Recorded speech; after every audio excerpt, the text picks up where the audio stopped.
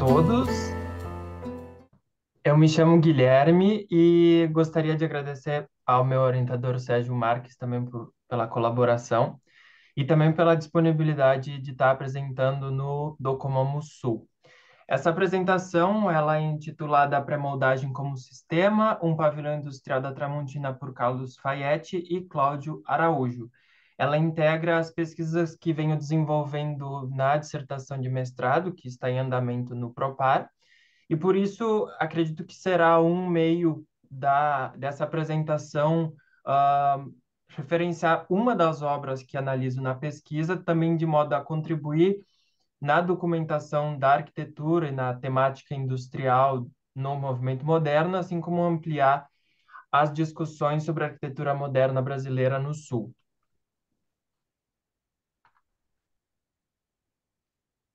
A arquitetura industrial no Brasil, ela acaba emergindo como uma repercussão muito clara das transformações do que a indústria ela acabou necessitando de mais espaços e espaços mais qualificados, tanto para a operação das máquinas quanto para os funcionários terem locais mais salubres de trabalho.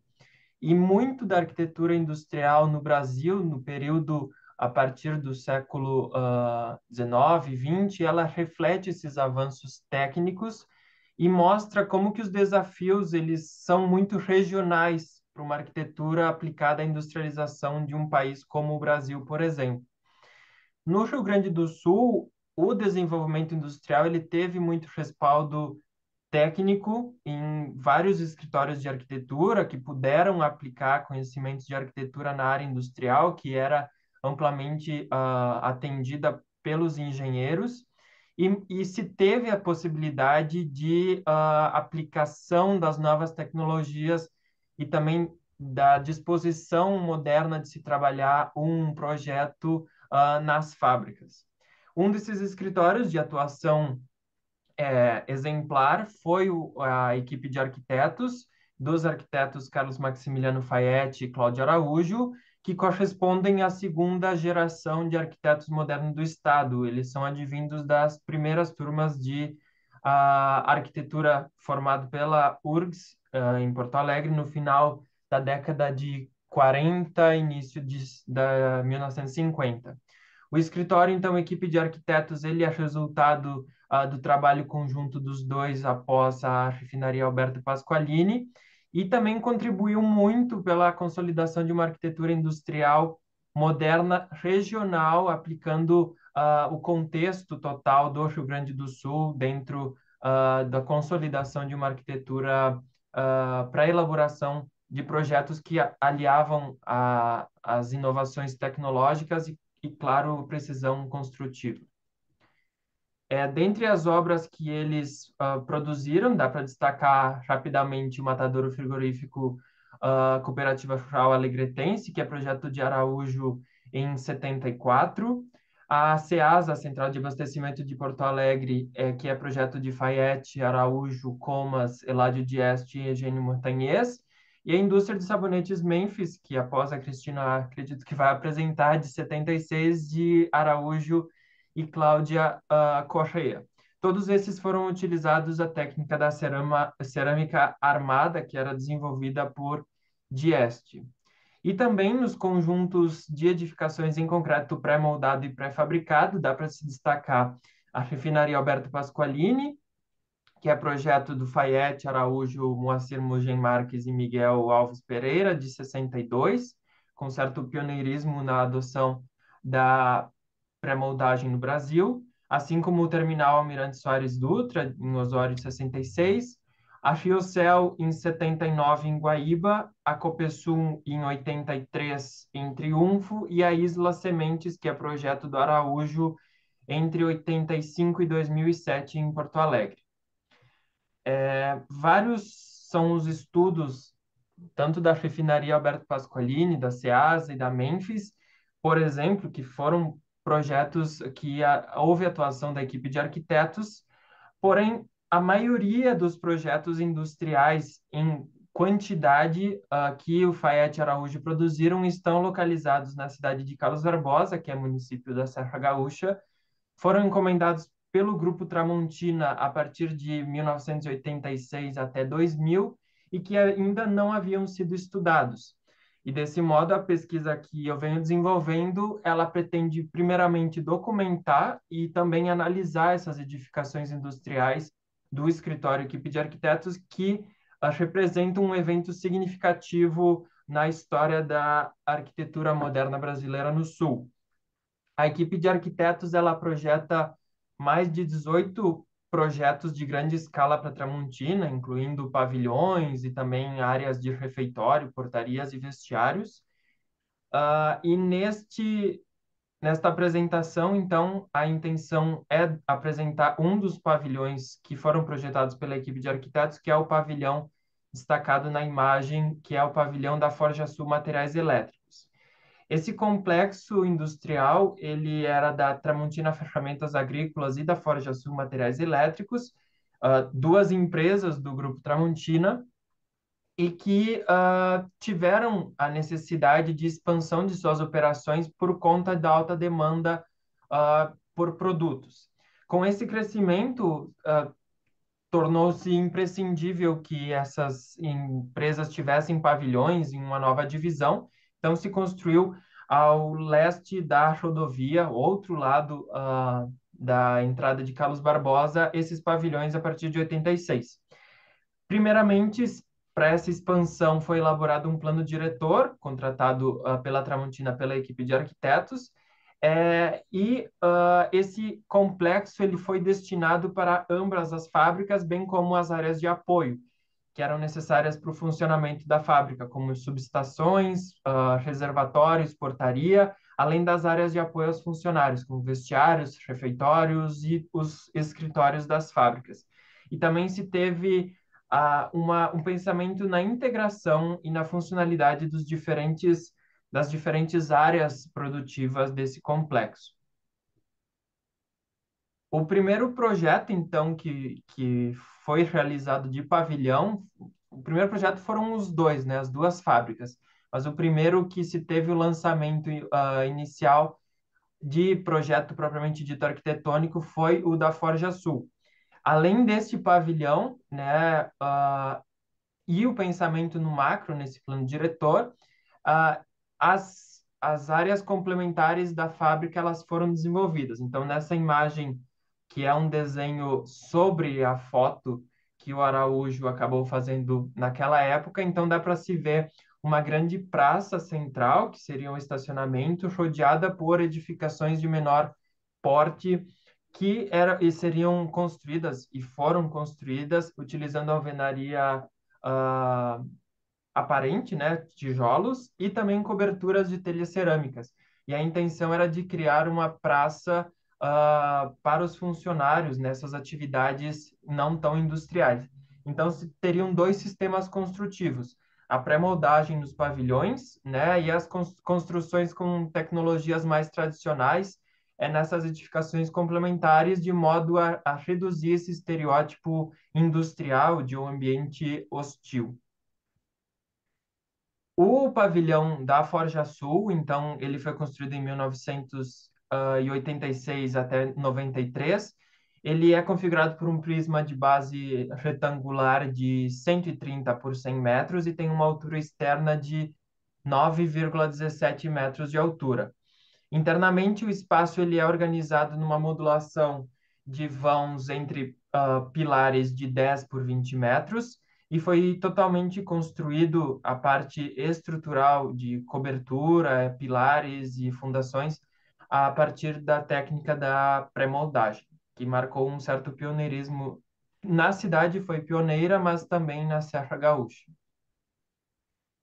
A planta, então, ela foi meticulosamente calibrada assim na relação das suas funções. Ela incorpora 4 jardins internos que foram posicionados em naves intermediárias e se estabelece um sistema dessas áreas de naves servidas e naves serventes, onde que na nave servida acontece propriamente a linha de produção da empresa e nas naves serventes ficam essas áreas de jardim, assim como áreas de depósitos de insumos que iriam atender nos dois lados das produções. se estabelece um sistema na própria planta, então, nessas áreas de transição, nas áreas servidas e nas naves serventes. Os jardins, que é algo a se destacar nos pavilhões, eles foram inseridos de modo a permitir iluminação e ventilação natural no interior da fábrica, principalmente porque as janelas do pavilhão, ficando no perímetro, elas ficariam muito distantes para ventilar e iluminar o espaço desse miolo, né, da fábrica. Então, assim, funcionaria como que a iluminação criasse em caixas de vidro, também pensando no funcionário, de não ter o ambiente hostil, né, de fábrica, e assim ele pudesse ver se estava chovendo lá fora, ver como estava o tempo, e assim acreditando atendendo uma filosofia da Tramontina de qualificação dos espaços de trabalho. Nesses jardins também existiam núcleos duplos de sanitários que enfatizavam muito essa integração da pessoa sair do seu ambiente de trabalho mesmo, ir ao banheiro, já ia desopilar, já ia ter uma condição de renovação mental. Aqui nessa imagem, então, dá para se ver um corte isométrico da maquete 3D que eu desenvolvi, e dá para se ver muito essa relação do jardim como uma grande caixa de vidro e esquadrias metálicas com o restante das estruturas pré-moldadas do pavilhão. Nas fachadas, então, elas são marcadas muito pelo ritmo de pilares aparentes a cada 5 metros, que depois receberam placas também pré-moldadas, painéis horizontais, né, de concreto, que foram fixados por um sistema de aparafusamento desenvolvido no próprio canteiro de obra. Assim, foi se evoluindo a cada pavilhão nesse sistema emparafusado. É, Também nas fachadas dá para se ver que existe o último módulo, então, de painel, que é substituído por painéis esquadrias de vidros fixos para iluminação, assim como uma platibanda em seção L, que configura tanto platibanda quanto beiral, protegendo da insolação dessa janela alta. E um fato que diferencia esse pavilhão também na questão de proporcionar um ambiente agradável para os funcionários é que sempre na área de contato visual primário do trabalhador, então a primeira altura, né, de fechamento lateral, elas eram feitas em tijolos, em alvenaria de blocos cerâmicos, também tendo essas grandes esquadrias que dá para ver aqui na fachada sul, permitindo visuais para fora e não tendo insolação direta internamente. A sequência de construção, então, ela se deu pela colocação de sapatas isoladas ou lineares que foram moldadas em locos devido à topografia muito complicada da Serra Gaúcha de trabalhar com fundações pré-moldadas ou pré-fabricadas. Então, se abriu muitas sapatas lineares pelo motivo de estabilização das fundações. Depois se teve a colocação de blocos castiçais, pilares pré-moldados, assim como os blocos castiçais. Acima desses pilares, então, foram colocadas vigas calhas na seção U, de 45 por 90 centímetros, no sentido sempre longitudinal do pavilhão, não havendo travamento no sentido transversal. Sobre essas vigas, então, foram instaladas telhas V45, que foram desenvolvidas pela Esbel e depois pela Premolde, que tinha o tipo macho e fêmea, apoiados sobre coxins também pré-moldados que eram fundidos nas próprias telhas. E entre as telhas existem espaços para lanternas metálicos. No perímetro da edificação, então, foram instaladas platibandas em L, né, naquela seção do beiral com platibanda, assim como as placas, os painéis de fechamento lateral, e após foi feita toda a parte de alvenaria e instalação de esquadrias. Todos esses elementos metálicos, então, eles foram produzidos no próprio canteiro de obra, configurando uma pré-moldagem devido à falta de empresas no Rio Grande do Sul, na época de 68, que iriam produzir pré-fabricados elementos pré-fabricados e transportados para o canteiro. Então, foi montada toda uma fábrica completa, com usina de concreto, utilização de formas metálicas, também havia houve a construção de pontes rolantes com trilhos no chão para que pudesse ser viabilizado a construção das duas fábricas que marcam a pré-moldagem na cidade. Por fim, então, eu gostaria, né, de destacar que este pavilhão, quanto os outros que foram construídos na Tramontina, eles, pela equipe de arquitetos, eles seguiram um sistema construtivo, né? O mais visível é o sistema construtivo, mas que isso não foi definido somente na etapa de construção. Dá para se ver indícios que o próprio plano diretor da fábrica, do complexo, ele era definido por uma modulação muito rigorosa que depois isso foi levado para dentro do pavilhão. O pavilhão ele nasce já com uma alma pré-moldada porque era o que a Tramontina queria. Estava precisando de um escritório que viabilizasse a pré-moldagem é, interna, assim, estavam buscando um posicionamento de marca muito além de ter um espaço de cobertura. Esses pavilhões, como dá para se ver na imagem, né, pelas duas pessoas olhando para fora, não se comparam a um ambiente industrial, assim, característico de que se tem a questão da hostilidade, né?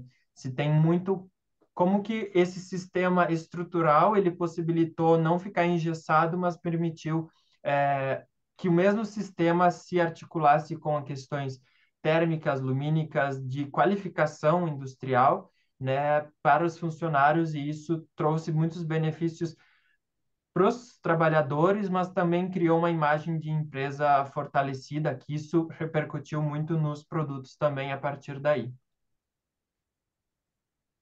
Eu agradeço novamente a oportunidade do espaço e fico à disposição de todos. Muito bem, muito obrigado, Guilherme, pela apresentação. A ideia é que a gente faça todas as apresentações em sequência, e aí no final a gente abre um espaço para perguntas, debates, enfim, como a gente tem procedido aí nas demais sessões. Então, na sequência, é o trabalho do Diego Brasil, né? O Diego, em conjunto com o Guilherme Osterkamp, o Diego que vai apresentar, se quiser já compartilhar a tela.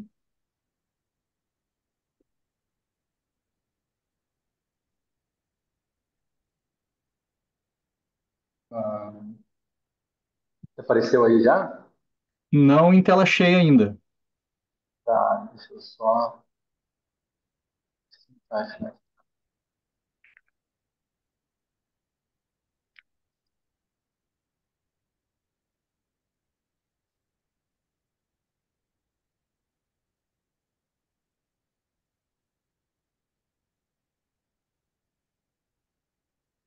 Agora foi?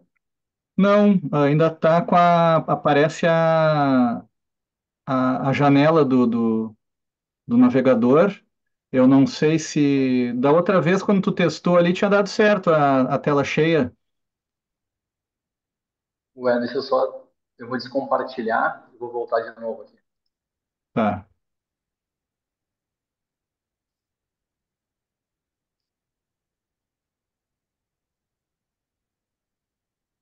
Agora foi?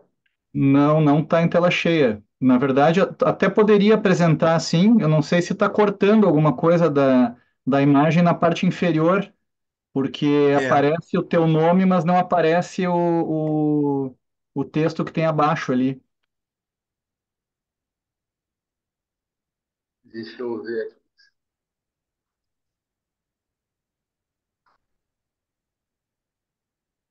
Agora acho que vai.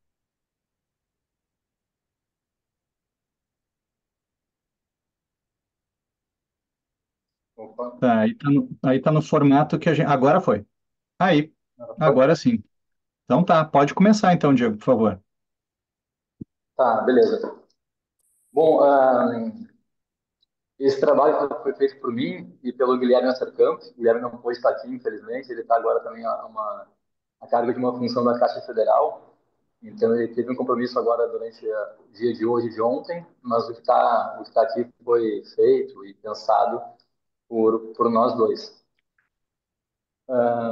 Bom, esse trabalho assim, surge decorrente de um encontro que a gente teve no final do ano de dezembro, eu e o Guilherme, A gente foi colega no mestrado no Propar, ele agora atualmente é doutorando no Propar, e a gente estava falando sobre sistemas de construção, né? Aí ele comentou em relação ao Dieste, e eu tinha recém vindo de uma viagem à terra indígena Xoclen Laclano, e passei pelo norte catarinense e vi uma obra assim, que tinha completamente a cara assim, do Dieste, né?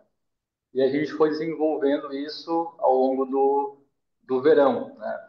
Então, o que eu vou trazer mais é uma reflexão nossa assim, em relação a esse sistema construtivo e como essa obra nos impactou e a gente foi conhecendo ela ao longo dos últimos meses. A gente começou, então, nessas primeiras conversas, falando em relação ao tijolo armado, né, que a gente, bem ou mal, estamos próximos, né, geograficamente, a obras que têm essa, essa característica. A gente veio falando assim, em relação como o tijolo, né, que é uma tradição local, ele surge na pequena escala de piso, parede, né, teto, e vai se ampliando, né, na obra do Dieste de uma forma bem significativa, de conformar estruturas, né? E isso também pode ser uma forma muito rioplatense, assim, de contribuir para o movimento moderno, que vai amalgamar, né, a armadura ao concreto e vai alçar novas escalas de projeto com um material, uma técnica muito regional. Essa foto é do Guilherme, né, que ele visitou a igreja em Atlântida com os alunos, né, alguns anos atrás, e aí ele nessa ida, né, lá acho que ele comentou com o Peter, pelo que ele me falou também já, ele conheceu o Esteban Dias, que é filho do Eládio, e ele comentou, né, que no fim da carreira o DS já fazia quase uma interlocução de projeto por correio. Então ele já enviava projetos, fazia tipo, assessorias, né, tudo via correio. E aí isso vai chegar em diferentes lugares, né, do Brasil, como a obra que a gente vai ver agora, né, teve o arquiteto que assinou a obra, mas né, tem essa relação que ele foi prestando serviços de uma forma artesanal, né, mas com peças que ele foi, acho que ao longo do tempo, sistematizando, né, em termos de cobertura, de apoio, para poder fazer o envio via correio de uma obra que foi com o tempo se estruturando. Aí é um ponto que a gente também queria colocar, né, que o Gesto fala que a indústria de Atlântida foi feita com um recurso muito escasso, né? E aí ele comenta dessa parte de ser um país, às vezes, com pouco, né, desenvolvimento, com pouco recurso, que é meio que nossa contribuição muito na no nosso território, é dar o máximo que a gente tem, né? Então ele consegue fazer obras com uma tradição muito do lugar, mas com uma que eleva a diferentes escalas de projeto. E tem uma entrevista, né, que o Gonçalo Latorre faz com o Dieste, e aí ele pergunta para ele que seria, o que ele interpretaria, né, de ser racional, né, na arquitetura. E aí ele fala que isso seria desenhar a partir da capacidade de produção do local, né? Então essa racionalidade que acho que ele busca é entender o que se tem de tradição nesse lugar e como com isso, como tornar o tijolo um pixel de uma obra muito muito maior, né? E aí essa é a obra, né, que aí na volta, né, eu consegui tirar algumas fotos, né, e aí depois, agora também, depois da volta, eu vi que a Juliana Suzuki fez um artigo super interessante em relação a essa obra numa parte, então eu conheci a obra sem saber, né, detalhes mais profundos, e aí depois no artigo dela eu pude aprofundar melhor e entender mais, né? E aí essa é uma obra em Apiúna, né, que era o antigo posto de controle fiscal de 79, né, no norte catarinense, um pouco perdido na estrada, assim. Né? E aí a gente estava comentando também que como essa obra que advém da tradição, né, ligada à armação do concreto, ela propõe projetos que podem se adaptar também ao longo do tempo a diferentes usos. Por exemplo, essa obra, ela atualmente é a Secretaria de Indústria, né, de Apiúna. E ela foi durante muito tempo sem nenhum tratamento, né? E ela mesmo assim conseguiu resistir, né, ao tempo e se adaptar a novos programas que foram surgindo ao longo dos últimos anos.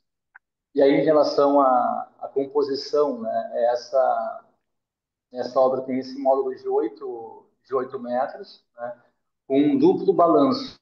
Então, tem aproximadamente, né, se eu meio que medir lá um pouquinho do que consegui pegar, mas é em torno de 17 metros, né, que faz uma grande cobertura que já abrigou, né, um grande abrigo que fez já, né, ou que já protegeu de diferentes usos.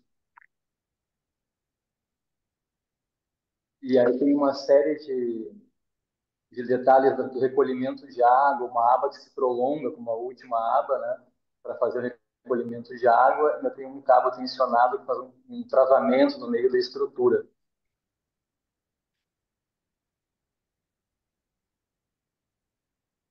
Aqui são mais algumas fotos, né, do estado atual da obra. E aí, um ponto que a gente estava também conversando, que nessa entrevista do Gerson para o Gonçalo Latorre, ele pergunta, né, para o Gerson se ele se titularia arquiteto. E aí ele dá uma resposta muito interessante, assim. Aí ele fala que não me atrevo a ser arquiteto. Embora tenha a noção da construção, né, das peças, tenha a noção de como a luz em vários espaços, como se conecta aos espaços e a relação dele com o contexto, né? Mas não me atrevo a ser arquiteto. E esse é um ponto também interessante, né? Pelo que a gente compreendeu, né? Essa foi uma demanda, né, do município, né, para esse tipo de projeto. Então, quase uma visão pública de um benefício desse projeto, né? Uma ordem quase que o município enxerga nisso, um sistema de construção capaz de ampliar a produção e poder ser feito no local, com o barro do local, né? E é cogitado, né, nesse espécie de manual, né, de rodoviárias e terminais de carga, isso poder ser quase um sistema que pudesse ser replicado em todo o território.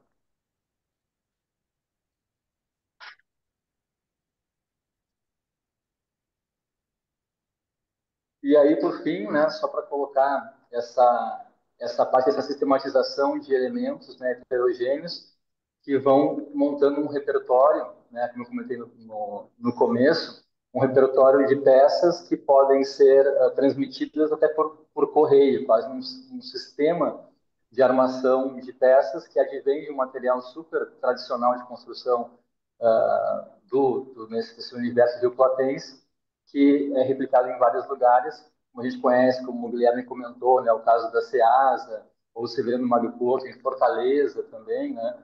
Então, esse sistema tem uma contribuição né, muito própria desse território e respinga em diversos lugares do Brasil.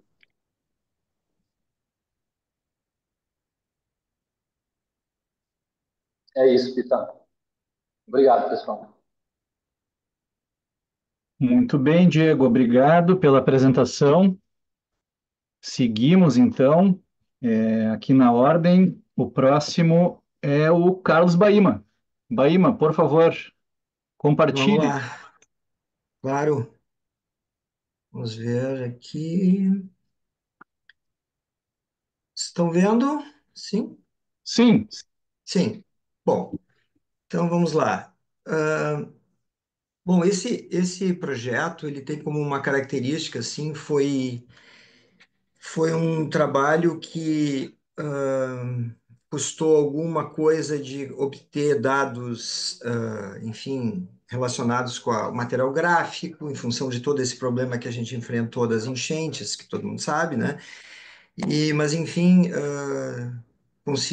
a gente conseguiu chegar numa documentação suficiente para poder produzir uma reflexão crítica sobre ele, e tem como característica que eu trabalhei como colaborador nesse projeto. Então eu tenho né, uma atenção, para mim foi interessante rever o projeto sobre um prisma enfim, de trazer ele para digamos, os assuntos que eu mexo na minha pesquisa. Então, essa é a ideia, é trazer um trabalho com, enfim, dentro dessa sequência que a gente está falando de estes e equipe de arquitetos, né? Então, a gente tem aqui uma seção que tem todos esses ingredientes, mas que aqui, no caso, tem os dois, tem de estes e tem equipe de arquitetos. Então, é interessante eu trazer para esse aspecto da minha pesquisa, que é relacionar com... Deixa eu ver se eu vejo aqui.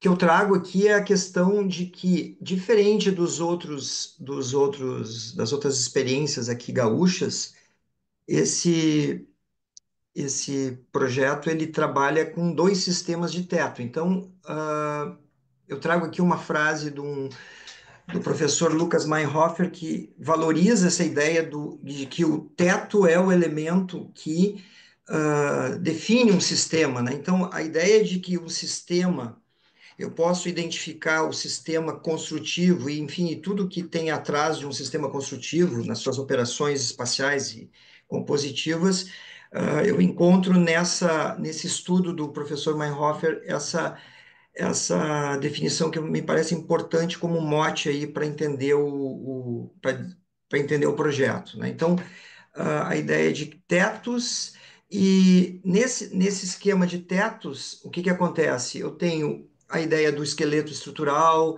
dos tetos planos, que são os tetos que substituem os antigos e tradicionais muros portantes com tetos curvos, né?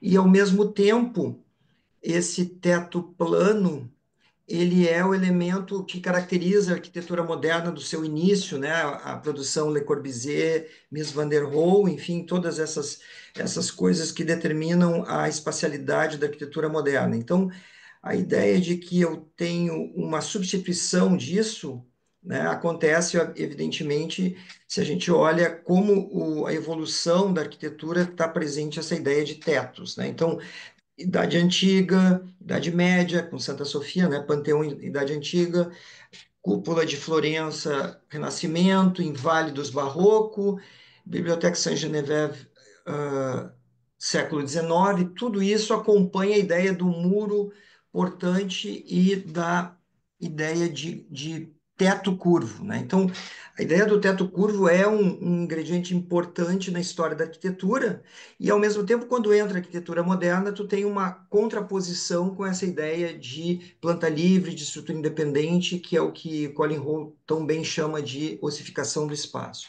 Então, a ideia de que o espaço moderno tem um ingrediente fundamental, que é a ideia de planta livre, né? E essa planta livre ela evolui em torno da Segunda Guerra por uma planta que a gente pode chamar de celularização desse espaço, onde a coluna passa a indicar posições de paredes. Então, a gente começa a acrescentar ingredientes nessa arquitetura moderna que não simplesmente cabem naquela primeira apresentação. E aqui no Brasil, a gente pode entender que isso acontece nesses dois cenários, né? Então, eu tenho uma ideia de espaço ossificado na planta livre da Escola Carioca, e quando a arquitetura de São Paulo ela trabalha com essa ideia de faixas, de criar zonas de celularização, onde a estrutura passa a prescrever claves espaciais. Então, a gente pode entender que esse programa do Cientec, em dois edifícios, segue esse molde proposto pelo Mies, inicialmente pelo Kahn, né, de usar espaços servidores e espaços servidos em faixas diferentes e determinar claves espaciais para essas duas faixas, e dentro dessas faixas eu tenho realmente uma planta parcialmente livre. Paralelamente, o Le Corbusier, na década de 30, trabalha com essa ideia de volta às técnicas vernaculares, né, do muro estrutural e tetos curvos. Então, a gente pode perceber isso tanto na Casa de Fim de Semana de 35, como na Maison Jaoul de 54, 56, como a ideia de, enfim, inspirado a primeira inspirada nas abóbadas catalãs, que ele observa lá na creche da Sagrada Família.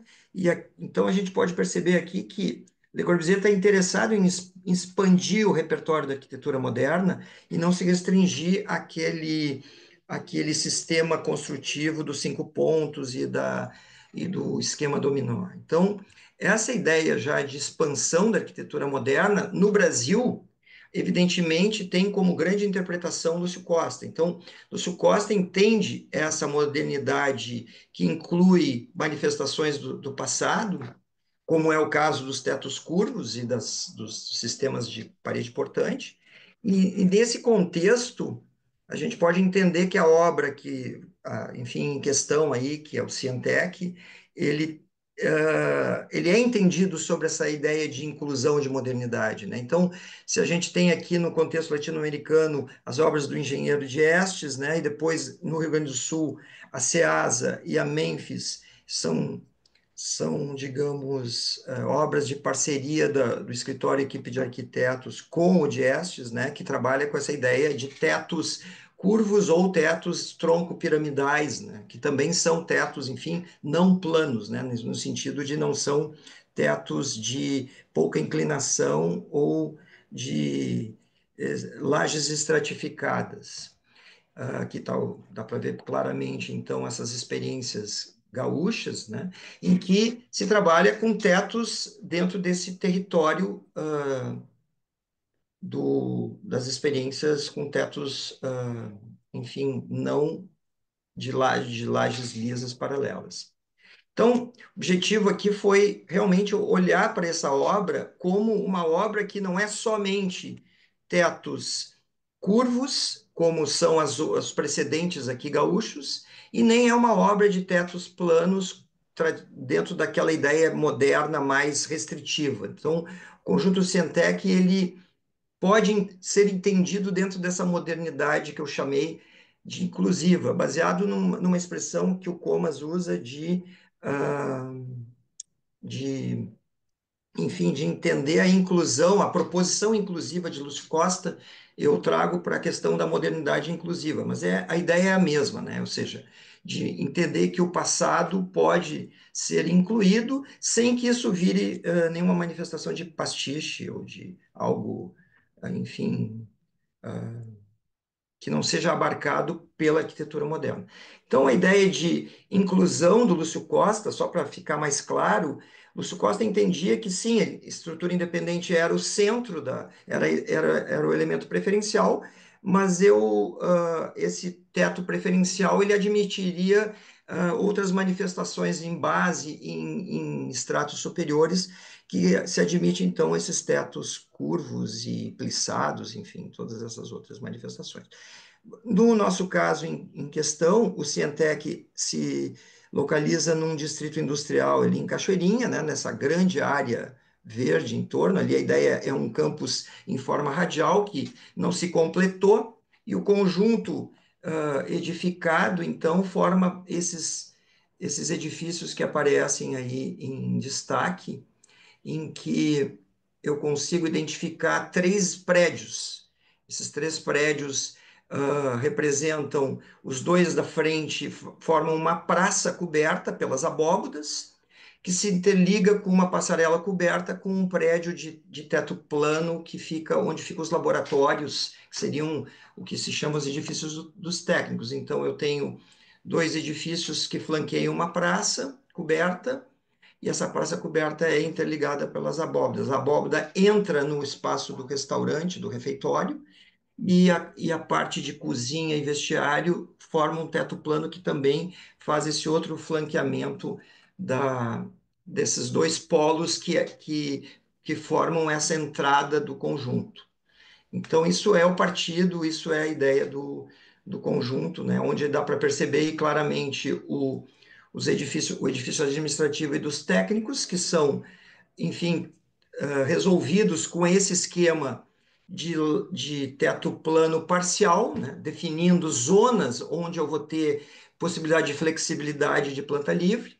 O teto do corredor central, ele rompe com essa flexibilidade no sentido de prescrever um espaço servidor, onde ali é possível acomodar no rebaixo maquinário de climatização, iluminação via tipo de cleristório, enfim, uma solução de corte de seção que permite essa flexibilidade parcial, né? Planta livre em faixas ou celularização do espaço. Então, isso acontece no edifício do fundo dos técnicos, né? Onde existe ali ó, a porta de. Os topos revelam esse rebaixo, né, da laje central. O edifício é todo modulado em 1,25, então cada vão de esquadria é 2,50, vão de cego de 2,50, ele é todo dentro dessa modulação. E quando se atinge, então, o prédio da administração, tem essa mescla de receber as abóbadas de canhão, que formam interligam a praça coberta com o espaço daí do prédio 3, que é um prédio realmente, na sua maioria, composto pela cobertura de abóbadas de berço, que forma essa continuidade visual da praça coberta com o espaço do refeitório. Então, a ideia de que essas abóbadas modulam, né, a seção.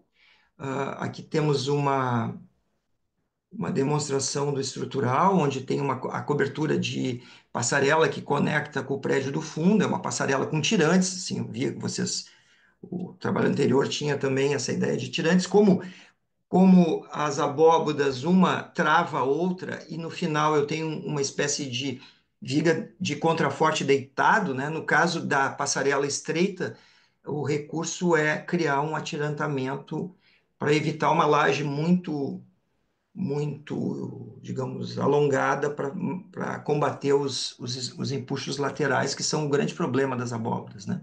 Então, aqui dá para perceber agora uma vista do prédio administrativo para o prédio do refeitório, né? A ideia de que aparece daí os pilares somente quando tem as abóbadas, ou seja, eles se ocultam nas paredes do teto plano, então tem esse jogo de pilar que se esconde no muro de alvenaria, pilar que se exibe quando apoia a abóbada, né? Que tem aquele pequeno capitel que forma um apoio com a abóbada. Então, essa ideia, então, para finalizar, o que eu acho que é importante é perceber que esse jogo de dois sistemas de teto, ao invés de ser digamos, um estatuto de complicação dentro da ideia de arquitetura moderna, ele passa a realmente ser entendido como um jogo muito rico entre elementos do passado que são tratados de uma maneira absolutamente sistemática, né? Ou seja, existe um contraste aí de pano mais sólido com a catenária no seu perfil, e quando a gente vira a vista, a gente tem o pano de vidro no muro, com a lateral da catenária se mostrando como um elemento de maior peso, né? Então, esse jogo de contrastes de vãos e de cheios e vazados realmente produz uma interação muito rica entre esses dois sistemas. E isso permite entender que realmente isso é a ideia de modernidade inclusiva que o Lúcio Costa tanto defendeu dentro da sua ideia de arquitetura moderna e dessa vertente, enfim, herança de Le Corbusier, que a gente consegue entender isso nos anos 90, ou seja, um prédio que foi construído de 90 a 92, projeto 90 e 92, e ele pertence a essa ideia de uma modernidade que se expande, que não se reduz a elementos, digamos, a alguns clichês que normalmente são entendidos como apenas de que a arquitetura moderna não se expande, não possa se expandir para outros territórios em relação ao passado. Então, é isso aí. Muito obrigado. Ok, Baima, obrigado. Deixa eu tirar aqui como é que eu faço aqui. Stop, né? Seguimos então, na sequência, com o quarto e último trabalho da sessão, a ser apresentado pela Cristina Gondim.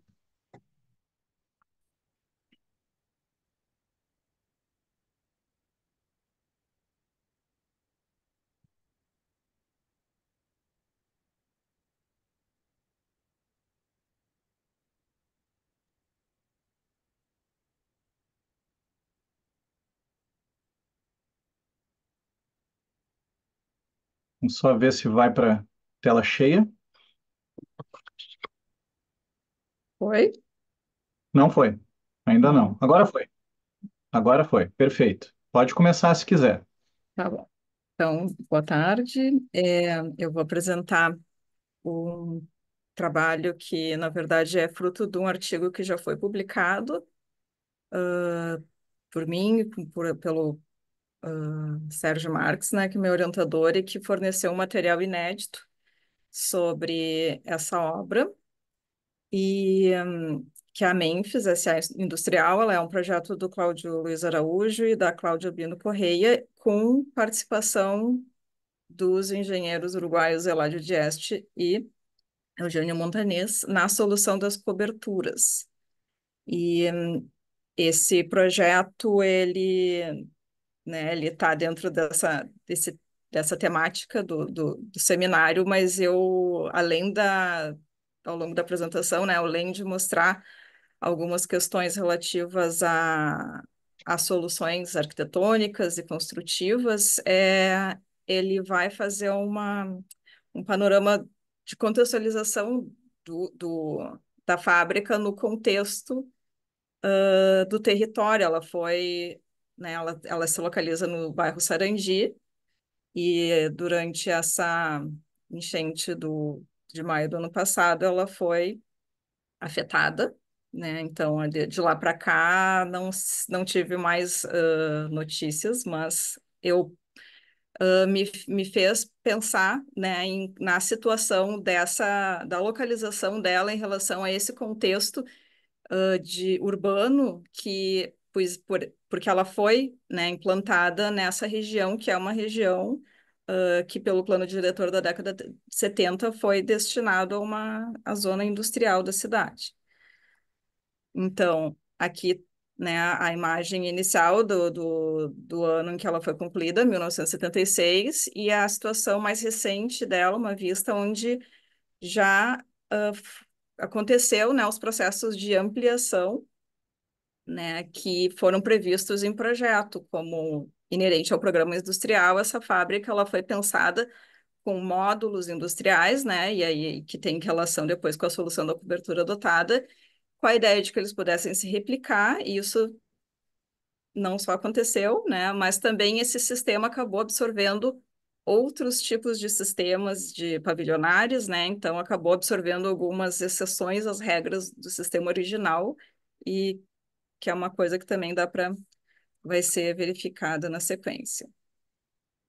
Então, a abordagem do contexto de implantação, né, tem relação com o momento de criação até do sistema anti-cheias, né, de Porto Alegre, né, depois vou passar pela essa abordagem arquitetônica e de alguma relação dela né, com o panorama internacional, em que outras experiências no sentido das arquiteturas sistêmicas que envolvendo indeterminação, envolvendo crescimento e possibilidades de atualização, né, que no caso das fábricas é necessário em função dos sistemas de produção, né, para evitar obsolescências, estavam sendo explorados, e depois passar pelas questões construtivas com algum nível de detalhe através do material fornecido pelo Sérgio. Então, a localização é no bairro Sarandi, que é no norte de Porto Alegre, e cujos limites ele se dá exatamente pelo Rio Gravataí na parte superior, e os demais limites do bairro são alguns dos arroios que atravessam esse bairro, e ele foi né, construído, né, sobre um polder, que é uma estrutura supostamente protegida, né, nesse caso por diques, que fazem parte do sistema anti-cheias projetado na década de... Acho que iniciou a construção na década de 60, né, pelas apresentações que eu vi ontem. E na década de 70, então, várias indústrias e é um bairro também com muitas residências se instalaram ali, né? Então, aqui mostra a posição em que a fábrica se localiza, assim, no limite do bairro Sarandi com o bairro vizinho, né? E alguns dos elementos de proteção contra cheias que atualmente estão em processo de reestruturação para tentar conter novos episódios se ocorrerem, né? Então, e aqui, numa imagem ampla, né? A localização da Memphis, outros equipamentos bem, né? Que estão localizados nessa região, né? A posição desses diques externos e internos e a situação em que toda a região, né, enfrentou, né, em que a, todas todas as empresas, todas as fábricas e essas residências foram alagadas. Então, essa era uma área destinada à implantação de indústrias e a Memphis foi transferida para lá, nesse mesmo período em que a área foi designada. E uma informação que o engenheiro que me recebeu quando eu fiz uma visita em 2021 falou foi que o proprietário da empresa, ele já solicitou uma cota um pouco mais elevada em função do episódio da cheia de 41. Então, em 2015 também teve um problema de alagamento, não chegou não foi tão severo quanto esse mais recente, e a fábrica em 2015 acabou não sofrendo alagamento.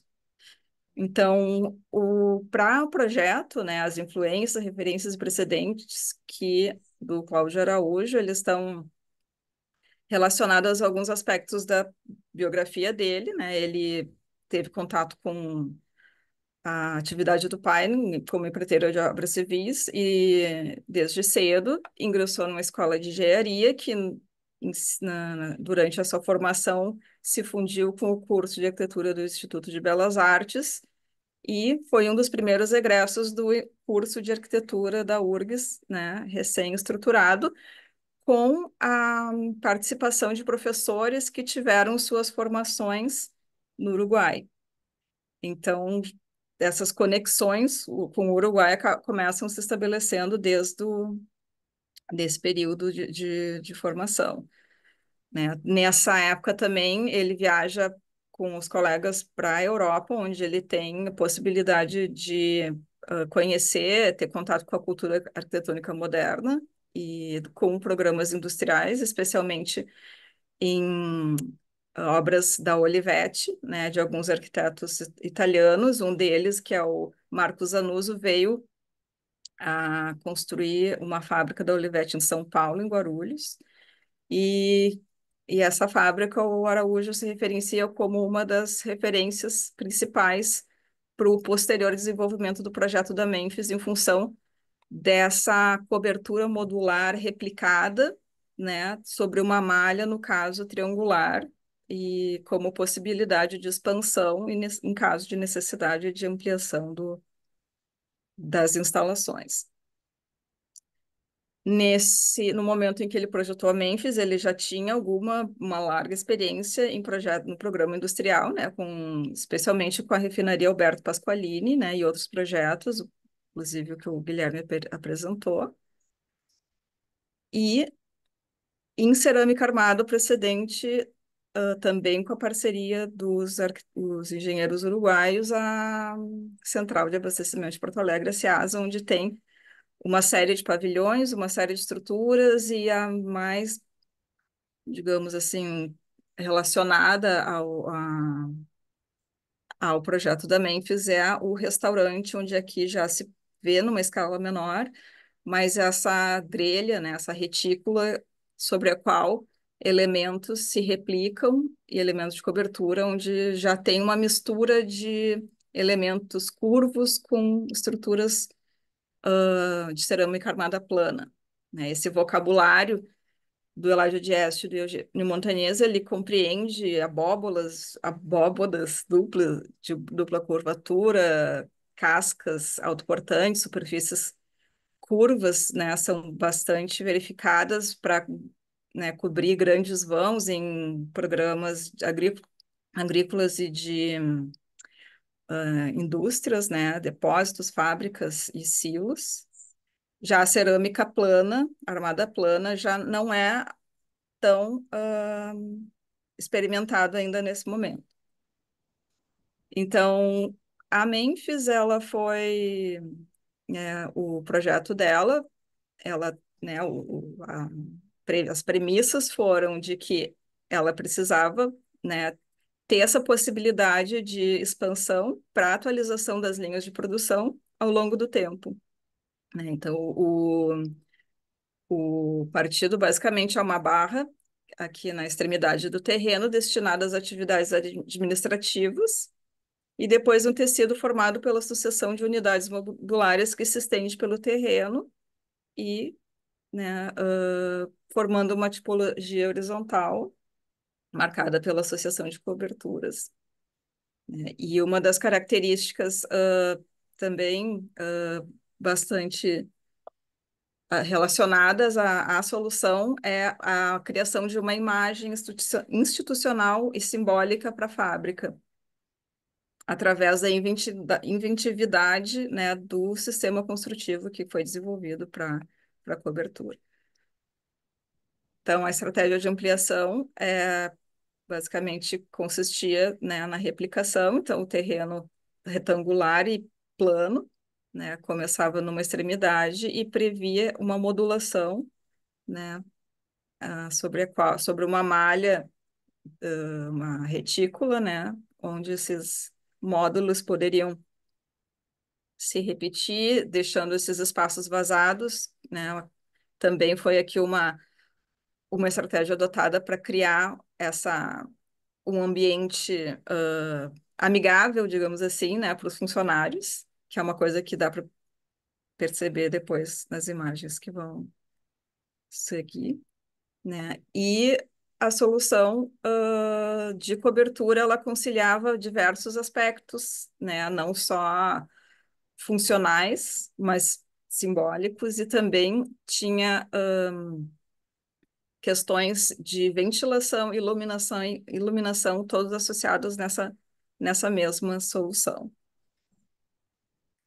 Esses módulos são independentes, eles também podem variar em altura e, nesse sentido, podem, né, como acontece lá, ter a variação de pé direito permite, né, que diferentes maquinários ou necessidades de altura possam ser contempladas e também cria uma dinâmica espacial interessante e a possibilidade de novas aberturas de iluminação, né? Essa forma ela também ajuda, né, no topo de cada uma dessas cúpulas tronco-piramidais tem esses exaustores, o que essa forma também favorece, né, a saída de ar através deles. E aqui uma sequência de imagens de como foi o processo de execução da cerâmica armada plana, né, onde as formas de madeira foram criadas e com sarrafos, né, entre os quais esses tijolos eram acomodados para depois receber na posição dos sarrafos a armadura e depois a concretagem. Algumas partes dos tijolos da extremidade eles eram cortados ao meio para depois, no momento em que cada uma das peças fosse montada sobre a forma tronco piramidal, que também de madeira, elas vão ser concretadas mais uma vez e solidarizadas umas às outras. Então, aqui o esquema de como isso acontece, também esses sarrafos acabavam, quando a forma de madeira saía junto com esses sarrafos, a parte inferior da peça que fica exposta para dentro do pavilhão, né, gera um negativo, né, são detalhes assim que foram pensados, que também criam um visual muito interessante. As peças, então, elas são produzidas em série e são produzidas em partes, né, já com aqui a perfuração para essa parte do topo para a saída de exaustão. nas formas que elas vão ser depois colocadas sobre uma estrutura de madeira na formato, né, da cúpula e, mais uma vez, concretadas para que ela se transforme numa estrutura única. Então, aqui durante o processo, né, essa forma, em tese, é uma forma que depois da estrutura concretada e pronta, ela desce, é uma forma deslizante e pode ser reaproveitada no módulo seguinte. Então, aqui um desenho esquemático dessa forma e aqui com uma estrutura já concretada, né, apoiada, essa forma já retirada aqui para o espaço da esquadria. Já foi inserida nesse momento um quadro metálico que depois recebe a esquadria com os vidros. E essa replicação dessa solução, ela gera uma superfície de cobertura que é a marca registrada do projeto, né? E entre uma e outra, alguns pátios, né, vegetados que dão um caráter muito interessante, né, para o interior da fábrica, que, né, poderia até se imaginar que poderia abrigar qualquer outro tipo de uso.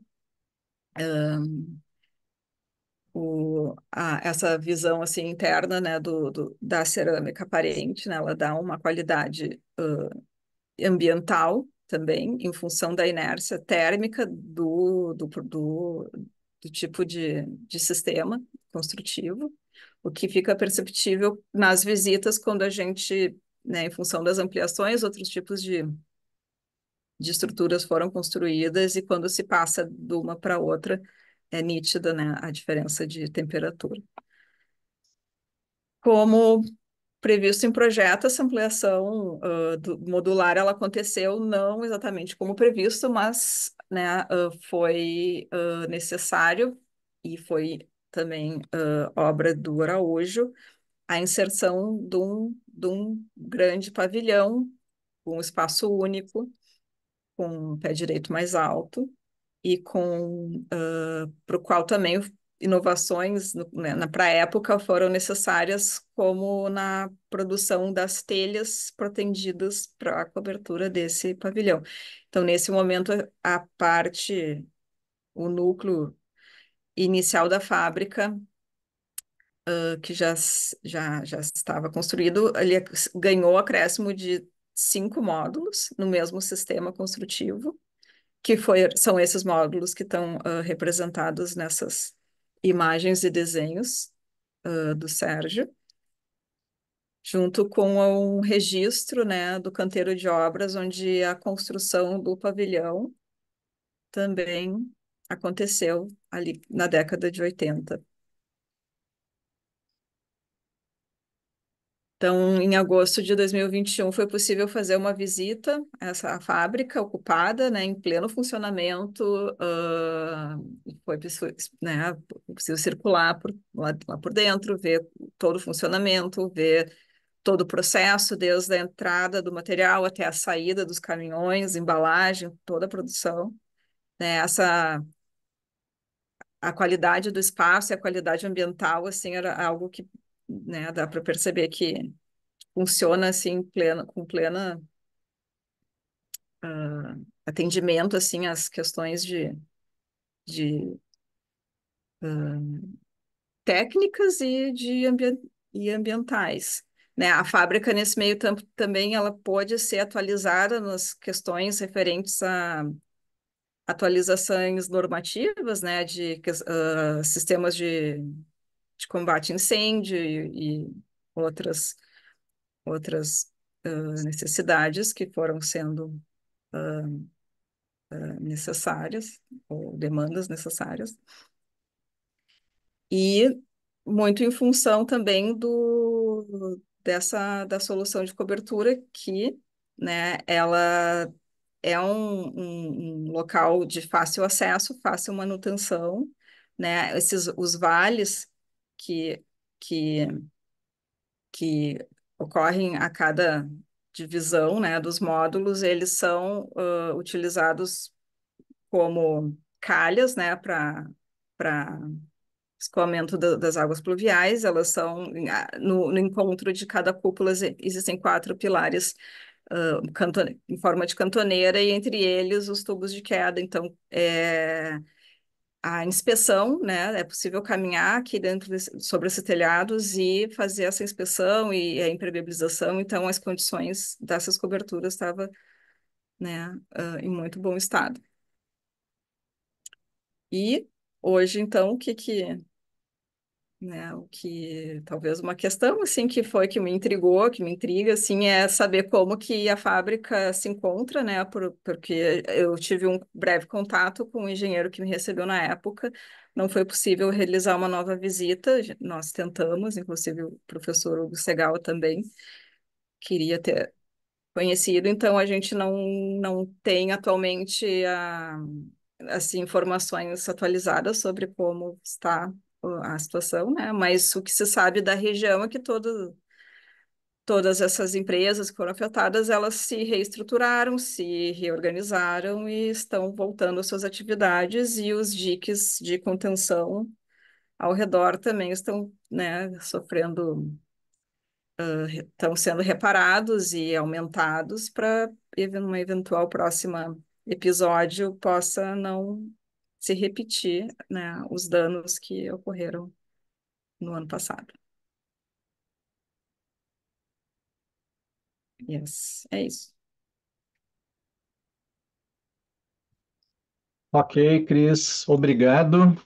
Com isso, nós encerramos as quatro apresentações. E antes de abrir para perguntas e questionamentos, comentários, debates, enfim, gostaria de eu fazer alguns comentários, né, na qualidade aí de coordenador da mesa. Eu arriscaria dizer que essa mesa talvez seja a mesa de todo o evento em que mais há relações próximas, assim, por uma série de motivos entre os trabalhos que foram apresentados, né? Porque mescla questões de autoria com o sistema construtivo e essas relações, né, com o Uruguai, né, em função do Dieste, Montanhês, enfim, que me parecem muito interessantes. E além disso, né, tem um outro componente que foi casual, assim, na definição de quem faria o que aqui nas sessões. Eu tive a oportunidade de trabalhar com o Faete, com o Araújo, no final dos anos 90, como recém-formado, né? O Baímas também, né? Passou por lá em um outro momento, Sérgio nem falar, enfim. E então, assim, tem também um componente muito interessante, assim, né? De ver obras que num determinado momento a gente foi um participante, assim, né? Mais próximo daquilo, quando aquilo estava acontecendo, e poder perceber que isso se constituiu hoje em objeto de estudo, né? O que é muito legal. Isso realmente é muito interessante, muito bacana. E assim vai seguindo o ciclo, né? A gente vê um jovem aí como o Guilherme, né, biondo, que está aí com seu mestrado, compreendendo essas obras aí que provavelmente foram feitas, não sei, né? Vou arriscar, talvez bem antes do Guilherme nascer aí, mas depois de vários de nós já termos nascido, sabe? Então tem algumas sobreposições interessantes aí nessa história, né? Um pouco mais recente, mas que já traz um distanciamento crítico suficiente, a meu ver, né? Para que essas análises e retomadas possam ser feitas. Eu não canso de me impressionar como esse sistema, digamos assim, low-tech, né, que é apresentado aqui com as abóbadas de cerâmica armada, né, sejam elas com curvatura simples, dupla curvatura ou até mesmo, né, em composição de planos ou tronco de pirâmide, né, no caso da Memphis, podem gerar em termos de espacialidade, né, a partir de uma situação construtiva que parece tão simples, né? A gente sabe que ela tem, evidentemente, suas particularidades. E então acho que são vários exemplos muito legais e que demonstram assim a própria longevidade, né? Essa questão da Memphis estar na ativa, adaptada a normas ambientais atualizadas, né? Isso é muito impressionante, né? Porque é um sistema que de fato a gente percebe que que consegue, enfim, se manter resiliente aí, apesar de passar desse tempo todo, né? Um rápido comentário, quase um depoimento, assim, eu cheguei a atuar com o Faete e com o Araújo em alguns projetos para Tramontina, como colaborador, e lembro, né, do Faete contando uma história, que eu não sei se eu relatei isso para o Guilherme quando a gente conversou em determinado momento, talvez por e-mail, não me lembro agora, de que o primeiro contato deles com a Tramontina, né, o Guilherme referiu a questão dos pátios, né, que depois a Cris também comenta a questão da ideia do pátio interno.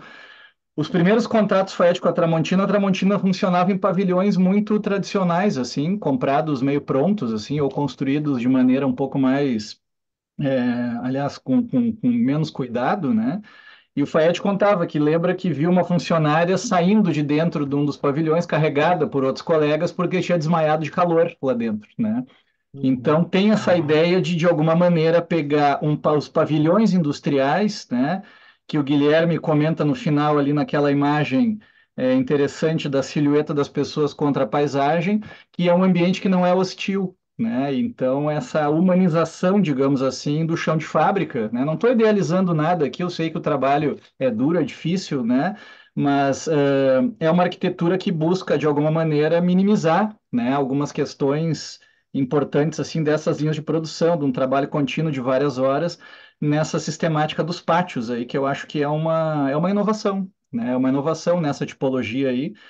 Se a gente pega aqueles pavilhões ali da Forja Sul, a área que aqueles pátios representam em relação às coberturas é muito pequena, né? Comparado com o ganho que aquilo traz em termos de ambientação interna, enfim. Muito surpreso também com essas obras trazidas pelo Osterkamp e pelo Diego Brasil, né? Ali dos postos de controle. É impressionante aquelas estruturas com um apoio central, né? O balanço duplo aquele não me lembro se 16 ou 17 metros. E, de alguma maneira, isso presente ali na análise muito consistente e aprofundada do Bahia, né?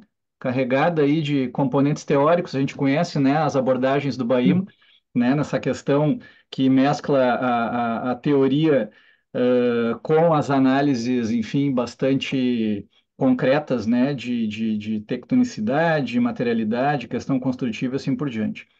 E acho que, né, nesse conjunto assim de trabalhos tem esse desafio, né, especialmente de trabalhos que crescem através de esquemas modulares, da solução das junções, né? Isso acho que é uma coisa que o trabalho da Cris no final aqui demonstra um pouco, né? Essa ideia das junções já se transformarem em calha e em passagem de inspeção, né? Lugar que tu pode caminhar ali na cobertura, enfim, para poder verificar essas coisas. Então, acho que são várias questões muito interessantes aí abordadas, né, por todos os quatro trabalhos. Eu paro por aqui para não me alongar muito. E a palavra está aberta, né? Tanto para os participantes que já apresentaram, como para quem queira comentar alguma coisa, enfim, pode chamar pelo chat ali, se preferir, ou levantar a mãozinha, ou simplesmente abrir o microfone e se manifestar.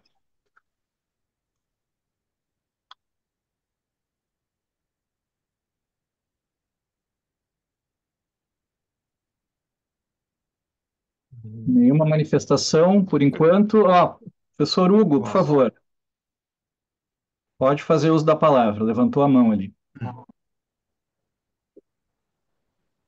Boa tarde. Boa tarde. Boa tarde. Boa tarde. Eu vou falar,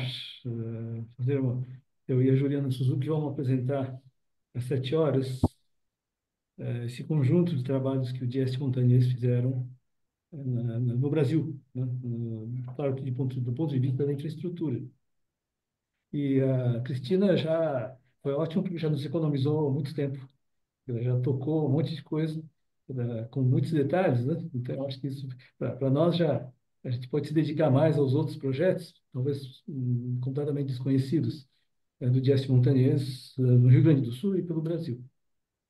E eu achei interessante, claro, a abordagem do Bahia, que trata essa modernidade diversa, né? Ou inclusiva, né? Achei muito interessante. Particularmente, nós estivemos lá visitando o Cientec, e aquela estrutura foi calculada pelo Raul Romero, A Dieste Montanhês já tinha saído do Brasil, tinha deixado Uhum. alguns engenheiros que continuaram trabalhando no Brasil, né? E o Raul Romero estava radicado no Rio de Janeiro, mas que Uhum. também trabalhou em várias obras, as obras, inclusive, que a equipe de arquitetos desenvolveu. E, sabe, ali é uma coisa que me chamou a atenção, exatamente essa duplicidade de um sistema, eu chamaria de leve, e que assim, o nome patenteado daquela estrutura é abóboda cilíndrica autoportante. Esse é o nome da patente do Dieste Montanhês. E, diferentemente, não sei se é diferentemente, mas você mesmo reparou como aquelas cascas, né, têm tirantes, né? E, sobretudo, o tirante do corredor que liga lá para o fundo. Eu achei aquilo um exagero, porque, bom, eu vou mostrar depois, vãos de 70 metros que não tem tirante. E aquele vão deve ter o quê? Uns 15 metros, sei lá, uma coisa dessa ordem de grandeza, né? 15 por 20, alguma coisa assim, Uhum. tem tirante. Então, eu sinto uma questão da escala e da linguagem. A linguagem, por quê? Aquele pátio que está coberto, que alcança a cozinha e alcança um pedaço enfim, que atende aquela parte inicial, é uma praça, né? É uma praça Sim. para as pessoas sentarem, aquilo é uma escola, né? As pessoas se reunirem e, num certo momento, acho que você também percebeu, né? Que arrancaram os bancos onde havia sido projetado. Havia banco para os estudantes sentarem, arrancaram, porque os bombeiros fazem exercícios ali. Mas seria um ponto de encontro. Então, simbolicamente, esse Sim. ponto de encontro me parece que é coroado pela estrutura. E a cozinha, né? Naturalmente, né? Existe Sim. um caráter simbólico, que de repente nós fomos caminhando pela abóbada, aí enfim, aquele corredor que tem realmente, como você disse, é apertado, então tem que ter um tirante, não tem as abas laterais não são capazes de absorver os esforços horizontais. Uhum. E eu fui sentindo uma certa opressão, coisa apertada, a gente chega no que eram os dormitórios, né, com aquela uma luz zenital, eu achei tão contrastante os ambientes. O ambiente, vamos dizer, privado, que eram os alojamentos dos estudantes, bom, agora são alojamentos dos bombeiros, né? Que não era alojamento, mas enfim, é uma coisa muito mais, sei lá, opressiva, apertada. E aquela área em frente, pública, que tem aquela casca, é uma coisa leve, iluminada, e eu acho que essa é uma diferença que nós vamos ver nas obras do Dieste Montanhês, ou as obras que têm as cascas do Dieste Montanhês, e que cobrem áreas, grandes áreas, e essas áreas são felizes. Acho que essa é uma diferença. Assim como no Memphis, é aquela luz que entra enfim, pelas aberturas da estrutura da tronco piramidal, também dá uma luz. Me parece, eu, infelizmente não consegui entrar, mas me parece que essa luz é um fator dessas estruturas do Dieste montanhês que caracteriza uma outra maneira dos arquitetos operarem com uma cobertura até no sentido que você levanta do Meyerhofer, né? Mas que, pela possibilidade do manejo de luz, torna aqueles espaços muito especiais. Isso a gente viu em várias obras do Dias Montanhês, ou que adota, que seja do Severiano Porto, que seja do Pasqualino Maria Vita, que seja do Luiz Paulo Conde, essas abóbadas geram uma luz e um ambiente que não é essa luz ambiente como da FAU USP, por exemplo. Ela tem uma nuance, Uhum. tem os tons. Eu acho que isso é algo Uhum. que o Cientec chamou atenção. Aquele pátio de entrada tem uma luz, tem uma vida, e à medida que a gente entra no que seria mais tradicional, você chamou de cano, né? Uma coisa meio cano, ela fica um pouco soturna. É isso. Certo. Sempre considerando, né, Hugo, que aquilo ali está sendo usado de uma forma, o prédio do fundo, esse que a abóboda, digamos, encurtada alcança, é um prédio que era para ser para laboratórios.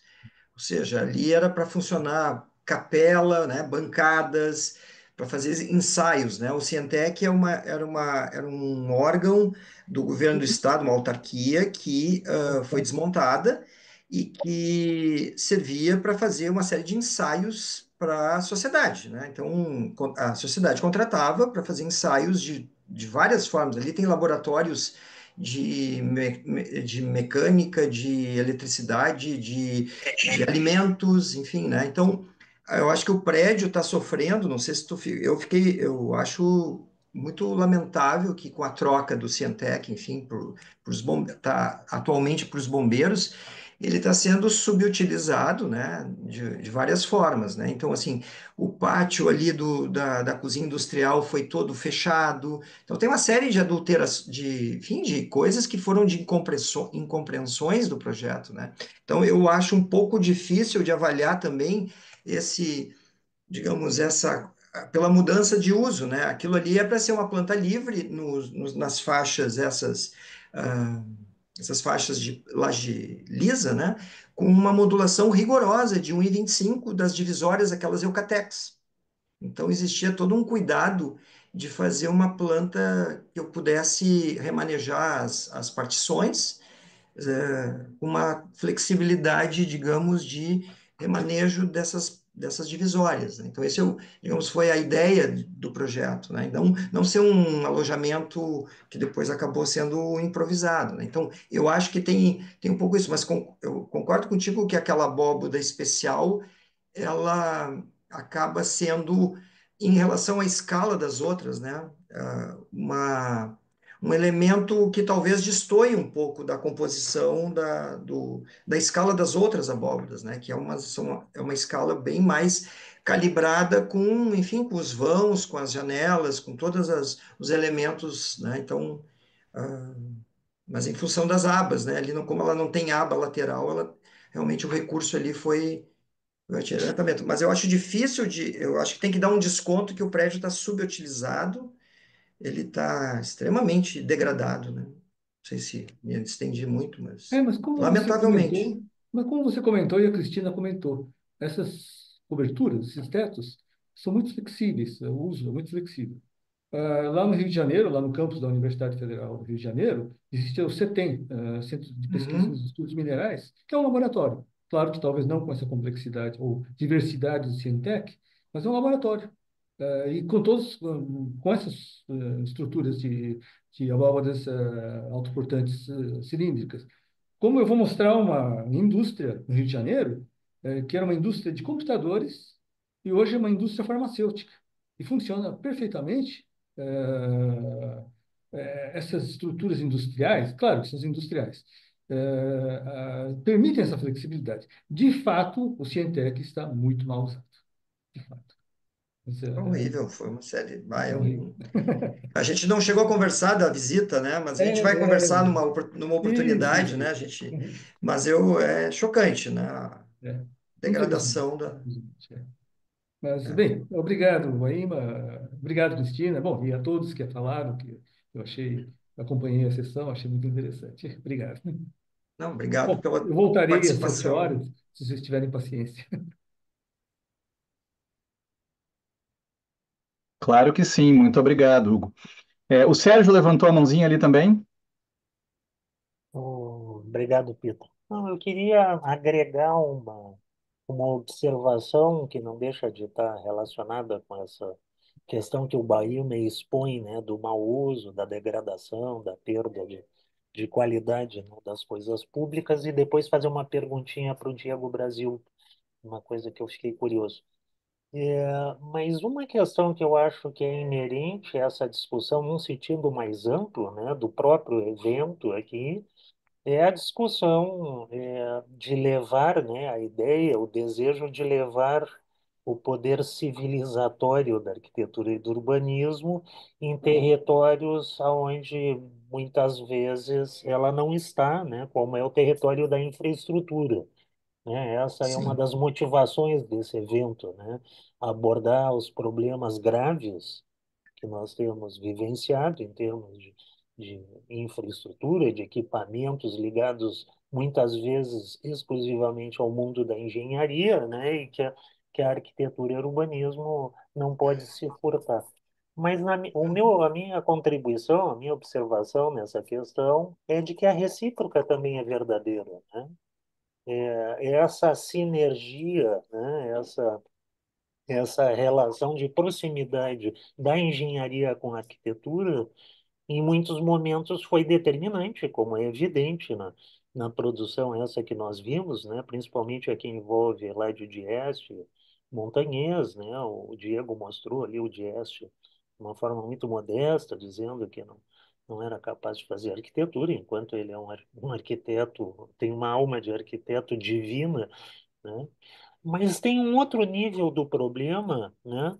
Que não é central, mas eu acho que não insignificante, que é a questão das engenharias da construção, porque nós estamos falando bastante em termos da estrutura e das engenharias de concepção e de cálculo, né?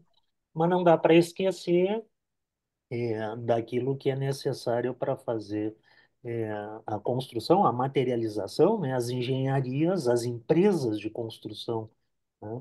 A SEASA, até onde eu sei, no episódio da SEASA, até onde eu sei, foi necessário vir mão de obra do Uruguai, né? Não houve engenharia adequada para colocar isso em marcha. Depois tem todos aqueles episódios, né, parecidos com o do Frank Lloyd Wright, que ninguém se animava a tirar as formas, aí tiraram as formas e aí ninguém se animava a ficar embaixo, aí o Dieste subiu lá para cima. As lendas que a gente vai vendo, caminhou, os uruguaios subiram lá para cima. Tem foto dos uruguaios trepados lá em cima, né, o negócio.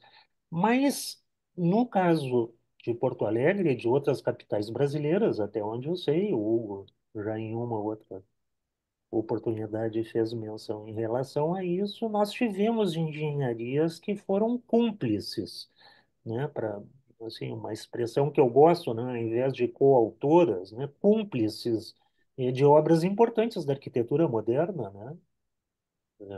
É, não só na concepção e no cálculo, mas na construção. Aqui no Rio Grande do Sul, por exemplo, essas empresas como Melo Pedreira, que foi responsável pela construção da Refap, né, e todo o pioneirismo em termos de pré-moldagem em canteiro de obras, né, que era o assunto da sessão anterior, mas que também aparece aqui, a Cristina mostrou mesmo na Memphis, né? É, teve que a Melo Pedreira teve que ter um grau de inventividade muito forte, muito grande. Não existia precedentes, né? Eles foram buscar caminhões para poder carregar peças no porto, porque não existia a Darcy Pacheco, né, para carregar as coisas. Então essa é uma condição que eu acho interessante de prestar atenção, que eu vejo que o Guilherme e a Cristina têm isso em perspectiva, não apareceu aqui na, nas apresentações, mas eu acho que é uma coisa legal sempre de lembrar que nós aqui tivemos uma condição de engenharias muito evoluídas assim para os padrões da época. Isso teve uma crise muito grande, né? Essas empresas, Azevedo Moriguerto, que construiu o Jockey Club e tal, desapareceram, foram sendo substituídas por empresas incorporadoras com outros interesses e outras performances, né? Mas mesmo assim, algumas poucas resistem bravamente, né, nesse mercado agressivo, como e aí eu ia citar a antiga Esbel, atual Premolde, né, que foi responsável pela construção de boa parte do que a gente viu aqui, inclusive da Memphis, né? E há ali um personagem, a gente hoje estava falando de Bruno Contarini, né, que faleceu agora há pouco, mas ali na Isbel tem, ali na Premonde tem um cara que ainda está vivo, atuante, né? Sempre muito invisível, né? Faz questão de ser invisível, mas é um engenheiro que merece ser lembrado, que é o Jorge Soeiro de Souza, né, que ainda está em atividade, é talvez a figura técnica mais, digamos assim, audaciosa, na minha opinião, em termos de experimentação, de execução, de colocar em marcha obras aqui no Rio Grande do Sul, né, que tendem a ser muitas vezes mais acanhadas, né? Isso que a Cristina mostrou ali, daqueles sistemas de forma deslizante, que se abaixa, que se levanta, tá, e tal, tem toda uma. Isso é Jorge, né? E tem toda uma engenharia aí por trás que não é insignificante. Eu acho importante de ser lembrado. Né? Então, uma outra dimensão do problema que eu acho que está no bojo dessa nossa discussão aqui, né? Engenharias e arquiteturas, né? Equipes de arquitetos e eládios de estes, como falou o Baína, no plural, né? Engenheiros e arquitetos atuando juntos. Diego, eu fiquei com uma dúvida, não sei se tu expôs ali, porque esses postos de fiscalização de CMS, eu não sei como é que o pessoal de Santa Catarina chama, num determinado momento era padrão, né? Tem outro na BR-101 ali também com a mesma cobertura, né? Quem é que projetava isso? Tinha arquiteto por trás desses postos, você sabe? Tinha projeto de arquitetura? Pois é, o que a gente achou em relação a esse aí, Sérgio, tem um documento que não é de Apiúna, é de Blumenau, que aí eles colocam que a autoria é do engenheiro Ariel Valmadia, que fazia parte do Gies Montanhês, É o mas, claro, calculista, ele né? se formou, é, então ele assinou a autoria, mas ele fazia Tá. parte do Gies Montanhês, ele veio para tramitar a aprovação na prefeitura e acabou assinando, mas o que se tem, esse que a gente conseguiu achar ao menos, foi do Ariel Valmadia. Ah, o falou ali, O Hugo está esclarecendo ali. Falar numa sessão com o Hugo é sempre uma dificuldade. Qualquer dúvida, o Hugo sabe. Então, ele bota. Eu, agora há pouco, com esse assunto aí da Bienal, também me esclareci que a cúpula, a cobertura daquela Assembleia Legislativa do Piauí, que tem cerâmica armada, né? Não sei se vocês já viram, que é uma obra muito interessante. O Hugo me esclareceu que também é Ariel. Mas, Hugo, mas aí, no caso dos postos esses de Santa Catarina, ele fez o projeto, além da questão estrutural, tu sabe? O Hugo resolveu ficar só no chat ou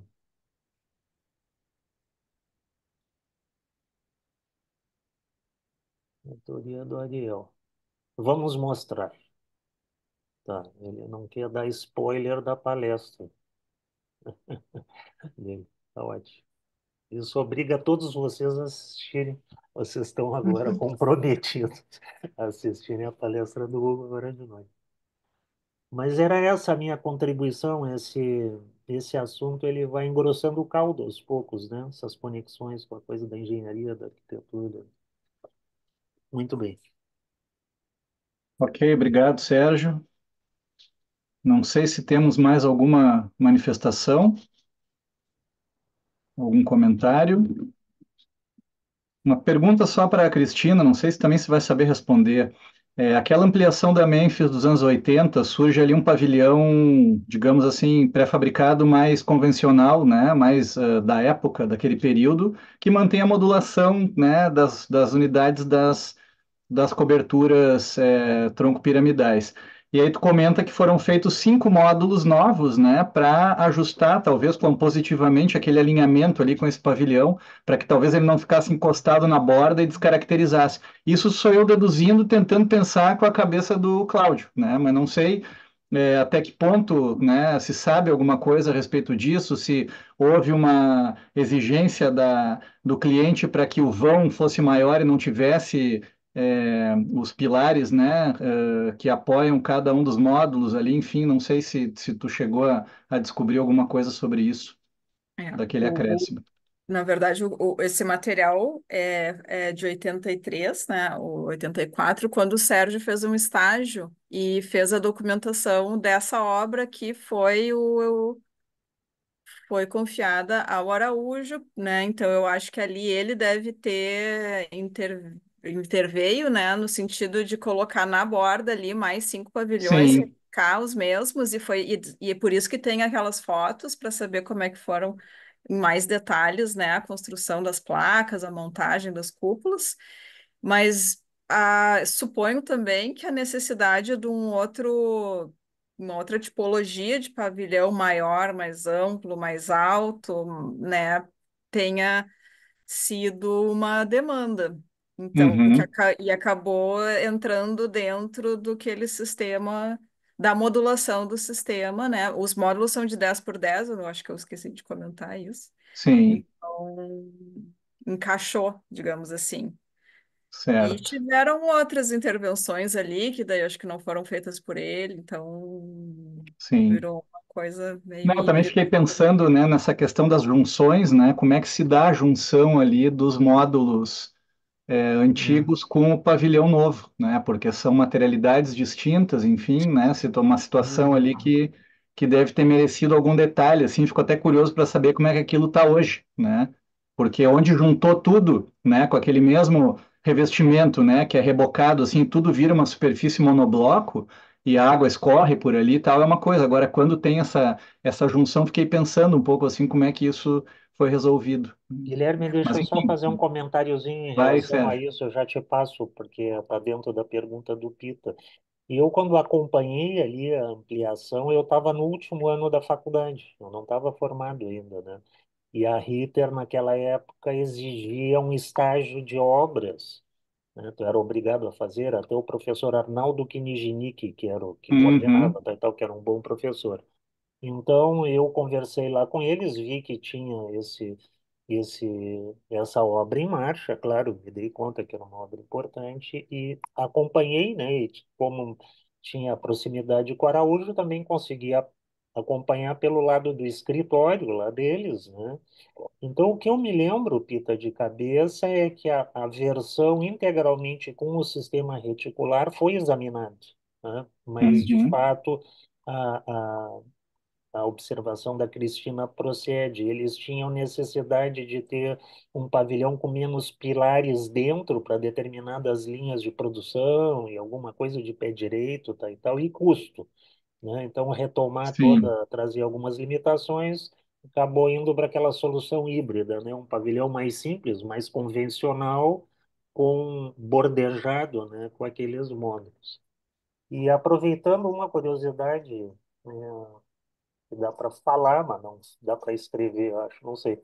E na época eu fiz um relatório muito bom, me entusiasmei, desenhei, fiz, documentei, etc., né? E apresentei na faculdade, eu tinha que apresentar, mas era um original tudo feito à mão e depois eu mostrei lá para eles, na época era Isbel ainda e Cláudio Araújo, e me confiscaram o relatório. E me disseram que havia uma preocupação em termos de know-how, que eles estavam ali naquele momento, como eu falei, inventando muita coisa, né? Aí, além da coisa Eládio Dieste e Montanhês, os problemas construtivos operacionais, de montar forma, de fazer trilho, forma deslizante, montar aquelas formas já com as coisinhas de madeira para botar a posição de cada tijolo. Então, eu fiquei sem esse relatório durante alguns anos. E muito tempo mais tarde, de uma forma muito elegante, como sempre, o Cláudio Araújo me devolveu o relatório. Olha, não, isso andava por aí, tá, então agora não tem mais problema, está liberado. Mas como é que se diz, reserva técnica durante um tempo. Fala, Guilherme. ó, Guilherme. Complementando essa questão deste pavilhão, né, desse anexo de 83 da Memphis, foi o motivo porque a Tramontina utilizou o sistema construtivo da pré-moldagem. A Tramontina não queria utilizar as telhas V45 por causa que não existia patente ainda, uma certificação, tanto isso, por isso, talvez, desse relatório aí ter sido um pouco preocupado para onde ia parar, mas eles estavam ainda em processo de aperfeiçoamento da telha V45. Então, eles foram visitar a Memphis, que foi a primeira utilização dessa telha, que é projeto do engenheiro Ervino Friedman, e, e aí depois que a Tramontina disse, não, se lá funcionou, então a gente vai usar. Então, nos dois primeiros pavilhões da Tramontina foi usada a telha igual da Memphis, e aí depois eles mudaram para a telha protendida, que daí ficou telha V43 menor, que daí ela é patenteada hoje com uso somente pela Premolde. Mas Pré-molde.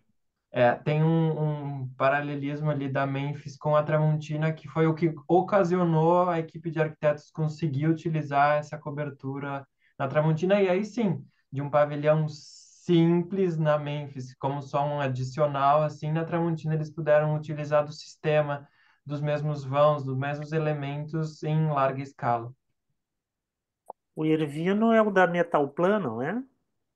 Não é o Não, mesmo que fez não, o... não, Não? não, não. Ah, é o mesmo nome só, primeiro nome. Só o mesmo nome, é uma Ah, tá. coincidência, não. Ah, então tá. Ele era da Isbel. É um.